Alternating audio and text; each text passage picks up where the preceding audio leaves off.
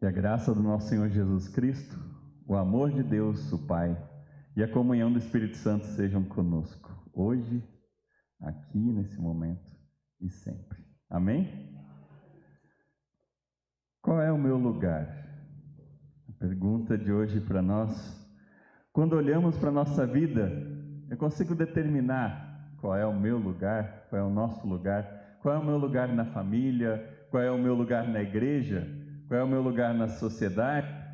Claro que eu não estou falando do lugar onde a gente senta, né? Ontem lá no encontro de jovens a gente estava brincando, um tomou o lugar do outro, depois o outro tomou o lugar do outro, e amanhã eu vou falar qual é o meu lugar, eu não sei mais qual é o meu aqui.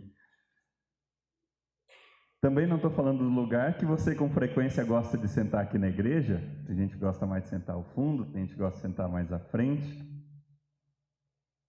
Mas qual é o nosso lugar ao sol? Nós aprendemos desde cedo a lutar por nosso lugar ao sol. Se a gente é de uma família com mais irmãos, quem é com família com mais irmãos aí? Quem tem irmãos, irmãs? A gente aprende desde novo a lutar por atenção. Desde bem pequenos, quando a gente nem sabe o que isso é, a gente aprende a lutar por atenção. Precisamos conquistar também o nosso lugar, nosso espaço. De repente, quem quer cursar uma faculdade precisa passar por um vestibular, superando outras pessoas e conquistando uma vaga. Nós precisamos conquistar uma vaga de emprego um dia.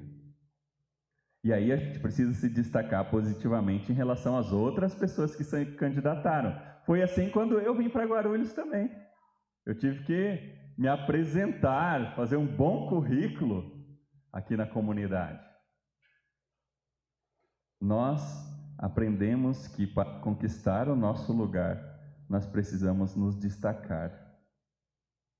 Para manter o nosso trabalho, para termos sucesso, nós precisamos mostrar que merecemos aquele lugar. E como isso é cansativo, gente. Cansa, né? Tantas pessoas pelo caminho que não conseguiram mostrar que tem um lugar. Tantas pessoas que não passaram num vestibular, que não conseguiram o emprego que desejavam. Será que para ter um lugar onde realmente eu me sentirei feliz e realizado, eu preciso de tudo isso? Qual é o meu lugar? Quem sou eu na fila do pão? Nós precisamos responder a essa pergunta. Quem sou eu? Quem sou eu na fila do pão? Para então entender qual é o lugar a qual eu pertenço. Qual é o lugar em que eu verdadeiramente me sinto em casa. E para entender quem eu sou, eu tenho que olhar para uma referência. A referência melhor de todas é Deus. Para entender quem eu sou, eu preciso olhar para fora de mim e olhar para uma referência. E essa referência é Deus. E aí, olhando para Deus, eu tenho duas respostas aqui, gerais, para a gente entender quem eu sou. Primeira, um Zé Ninguém. Se eu olho, quem sou eu diante de Deus? Diante da grandeza, da majestade, da santidade de Deus, eu sou nada, você também. Nós não somos um Zé Ninguém, uma Maria Ninguém. Ou ainda, pior, eu sou um Zé Ninguém que acha que é Deus,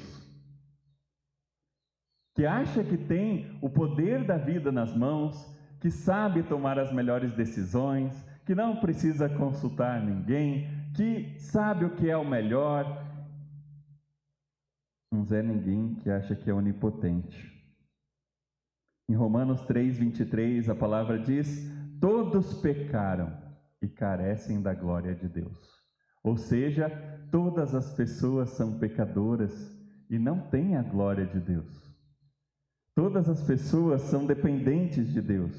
Deus nos fez parecidos com Ele, sua imagem e semelhança, não para sermos independentes dEle, mas justamente para que a gente pudesse ter um relacionamento com Ele. E aí, nesse sentido, há diversos momentos onde a gente vive fora do nosso lugar. O nosso lugar é diante de Deus, num relacionamento com Ele. Nós dependemos dEle. Mas muitos momentos da vida nós criamos nossas desculpas esfarrapadas para não viver esse relacionamento. E não vivemos no lugar que fomos criados para viver, diante de Deus. E por isso eu preciso me arrepender.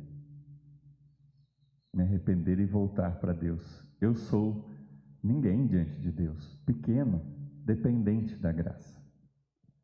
Mas por outro lado, em segundo lugar, eu sou uma das pessoas mais importantes da face da terra. É presunção falar isso? Você é uma das pessoas mais importantes da face da terra. Por quê? Porque eu carrego um título e você carrega um título que está acima do título de rei, está acima do título de rainha, está acima do título de presidente. Esse título não foi uma conquista nossa, mas nós não passamos no vestibular para chegar lá. Nós não passamos no vestibular, nem precisamos comprovar que merecemos. Esse título é um presente de Deus. Um presente que custou caro, mais caro que qualquer outro presente. Um presente que custou a morte do Deus Filho em nosso lugar. E por isso é tão valioso. Você sabe qual que é esse título já, né? Você é filho de Deus, um filho amado de Deus.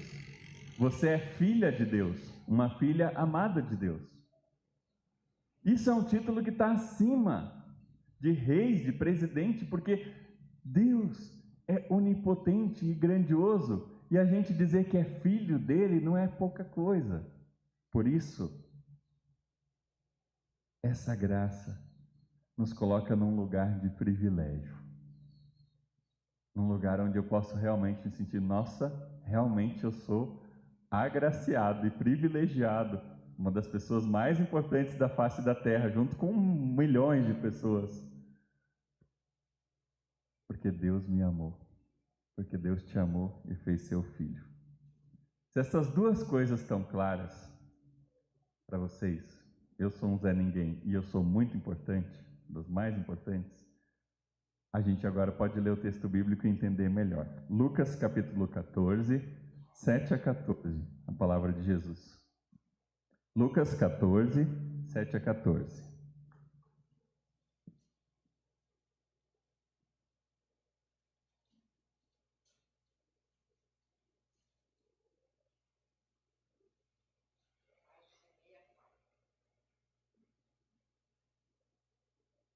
Página 64 do Novo Testamento, parte final da Bíblia. Lucas 14, 7 a 14.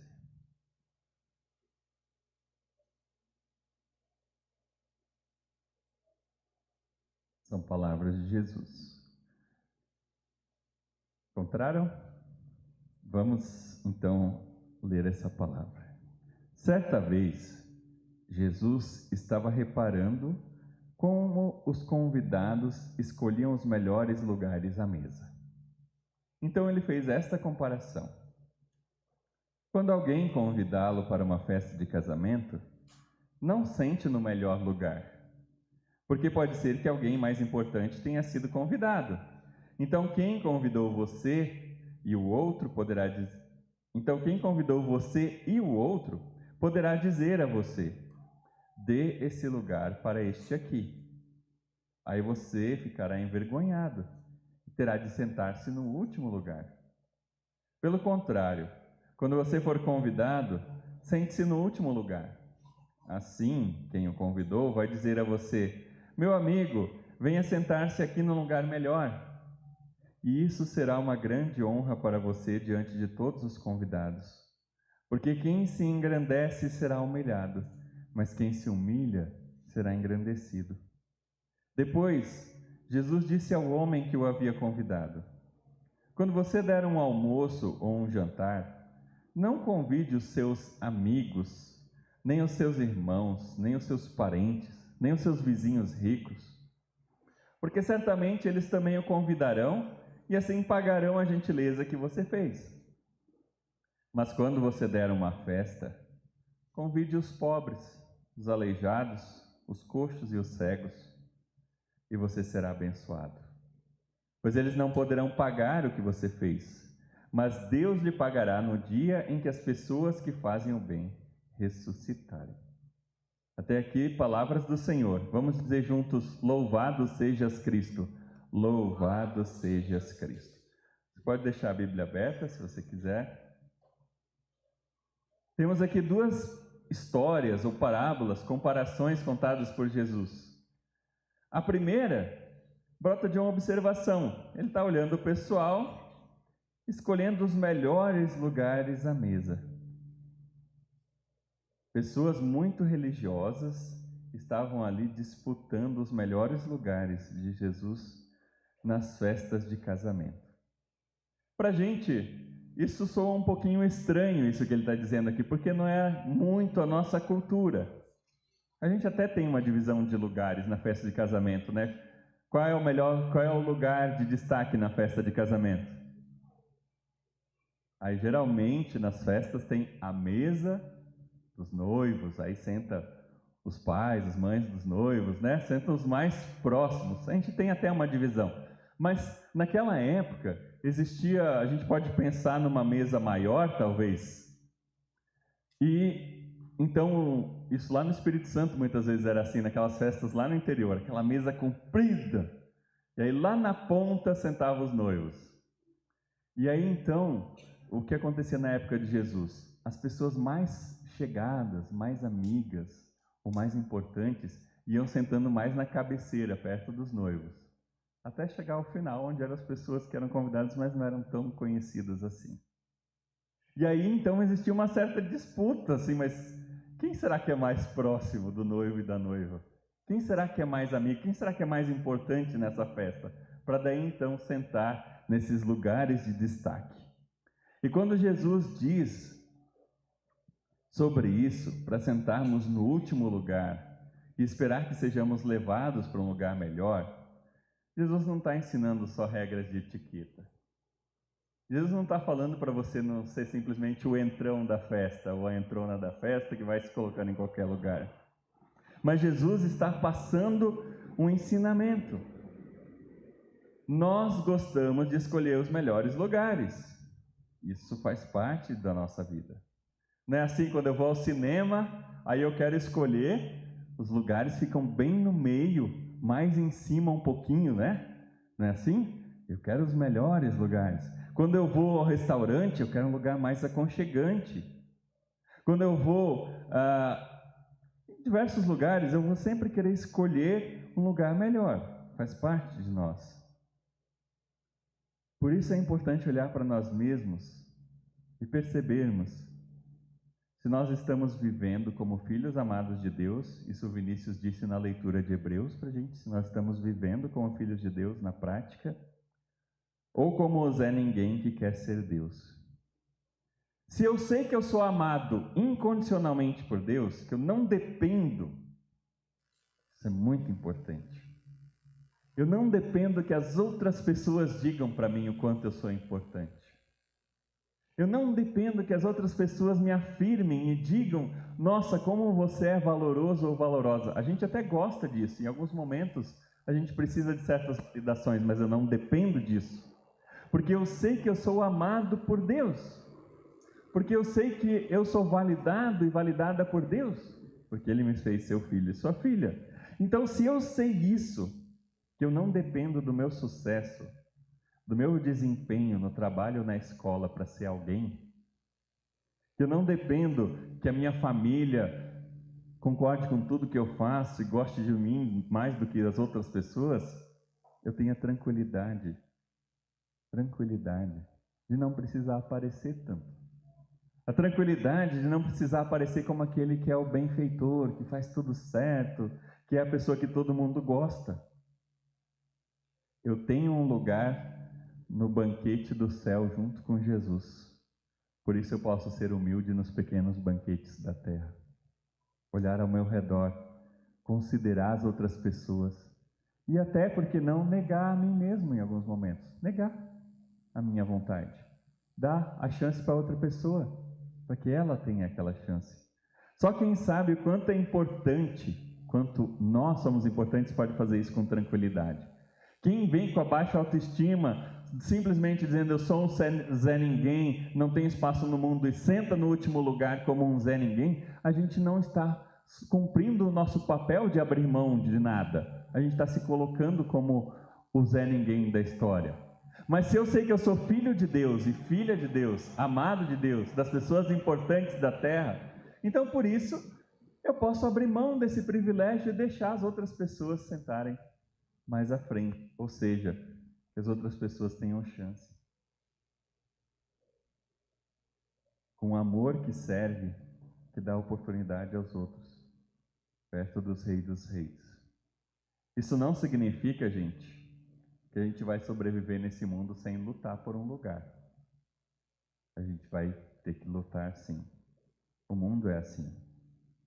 Se a gente não correr atrás das vagas de emprego, se a gente não der o nosso melhor, a gente não vai conseguir. Se a gente não estudar, se a gente não fizer vestibular, a gente não vai entrar na faculdade. Isso faz parte da nossa vida. Mas nem sempre eu preciso aparecer. E eu não dependo do desempenho para ser aceito pelas pessoas. Quem se humilha, servindo, se arrependendo, será engrandecido aos olhos de Deus. Nesse sentido, Jesus conta essa história. Aí tem uma segunda história. Uma segunda história, no texto que nós lemos, onde Jesus fala sobre quando você dá a festa, quando você é o anfitrião. Então ele muda um pouco o lugar. Antes o nosso lugar era de convidado. Agora o nosso lugar de anfitrião. Jesus fala a quem nós queremos dar lugar em nossa vida. E aí então ele conta essa história. Quando você der um jantar, ou ele dá esse ensinamento. Quando você der um jantar, um almoço, não convide seus familiares, as pessoas ricas da vizinhança, que podem retribuir o seu convite. Mas quem que é para você convidar? Pobres, o que mais que diz ali? Aleijados, coxos, cegos. As pessoas desprezadas, que não têm um lugar no mundo. Naquela época, era isso que significava. É claro que Jesus não está dizendo assim, não pode reunir a família. Não é isso que Jesus está falando. Ah, não pode fazer churrasco com a família. Não é isso que Jesus está falando.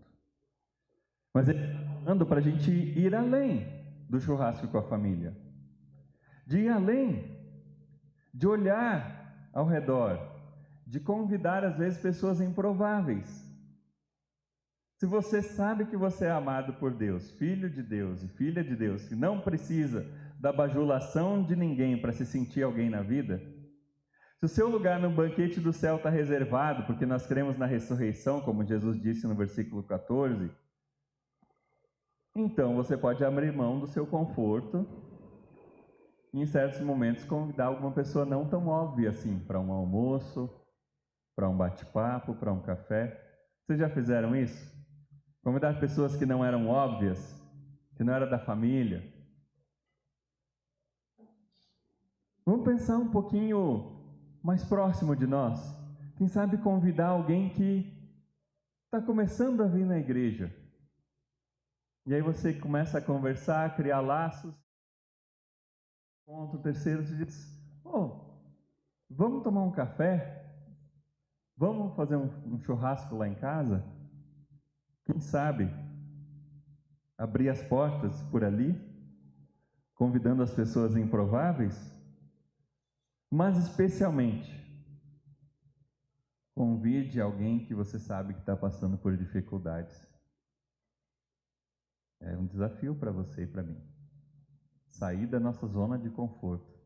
Convide alguém que está em dificuldades para o churrasco, para o almoço, para o café, para o bate-papo, para o shopping. Convide. É isso que Jesus está chamando você a fazer, é sair do seu lugar e ir ao encontro também daquele que está em necessidades materiais.